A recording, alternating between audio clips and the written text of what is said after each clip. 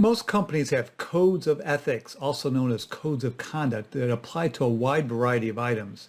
If you change your code or waive a provision expressly or implicitly, you'll need to file a Form 8K within 4 business days with the SEC. Today on Zippy Point.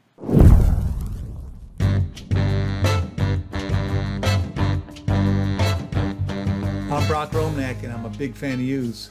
Most companies have adopted a code of ethics, also known as a code of conduct. That's particularly true since the SEC adopted Item 406 of Regulation SK, which itself doesn't require companies to adopt a code, but it does require that they disclose whether they have adopted one that comports with the prescribed standards in the regulation, and if not, why not? Another motivating factor is that both the NYSE and the NASDAQ require listed companies to adopt codes of ethics or conduct. Looking at item 5.05 of Form 8K, you can see what is required to be disclosed, the date and nature of any amendment or waiver, and in the case of a waiver, the name of the person to whom the waiver was granted. The trigger event, only amendment or waiver of the type enumerated in item 406B of Regulation SK will trigger an 8K filing requirement. Here's item 406B, and you can see the standards that it addresses. Interesting stuff here. And instruction 1 to item 5.05 provides that the company need not disclose technical, administrative, or other non-substantive amendments to its code. So that's a pretty good out, because a lot of times you'll have administrative changes to your codes, and that would be a hassle to file Form 8K for that. Instruction 2 defines both waiver and implicit waiver. Waiver means approval by the company of a material departure from the provision in the code, and an implicit waiver is a little bit more tricky, a failure to take action within a reasonable time regarding a material departure from a provision in the code. It's pretty rare that you'll see a company waiving something in their code of ethics, but it definitely sometimes happens. Here's an example with an entire code being adopted as part of a post-mortem review after a merger. Note the negative disclosure here that there are no waivers involved, implicit or otherwise. So when you're filing a 5.05 you get a little bit nervous that the market is being signaled, a red flag to the market, that the company might be doing something unethical, that it's waiving a code. So sometimes companies in these 8Ks give this negative disclosure to make it clear why they're filing them, and making it clear that it's not for the purpose of a waiver. Same thing here in this other example. There's some negative disclosure. But not all companies include negative disclosure in their Form 8Ks under 505.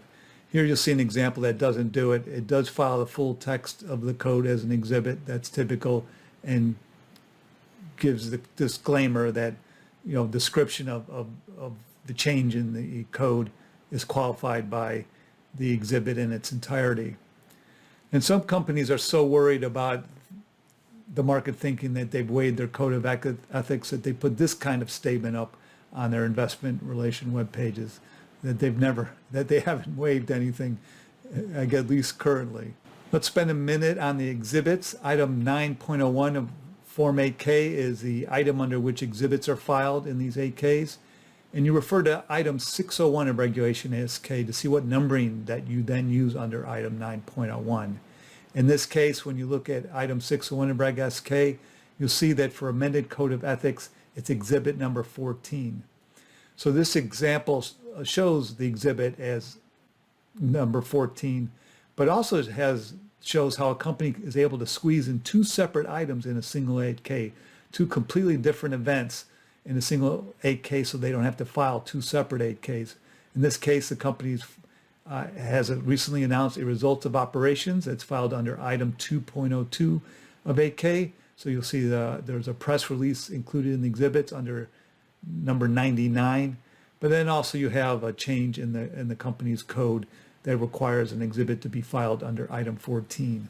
The trigger date. The filing is due to be made with the SEC within 4 business days after the company amends the code of ethics or grants the waiver.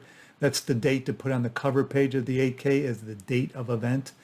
Of course, an implicit waiver for a code provision might present more challenging circumstances of determining when a trigger date happened, particularly if the person responsible for filing 8Ks isn't alerted to that these circumstances have arisen. The SEC has done something a little bit novel with this item under Form 8K, item 505, so that in lieu of filing a Form 8K, the company may provide the required disclosure on its website, so long as these conditions in item 505 are met. So since waiving a code provision can be a black eye in the rare cases that a company does something like this, I believe that they do rely on this website alternative so that the market might not notice. They won't see, there won't be an 8K filed, so it's less likely that investors are constantly checking company's IR webpage to see if there's anything new compared to filings made with the SEC. But if a company simply amends its code and there's it's more likely that the company will file an 8K since it's not embarrassing disclosure rather than using this website alternative. But I don't have the stats. I have not looked to check the stats because I'm not looking at websites constantly. Sorry.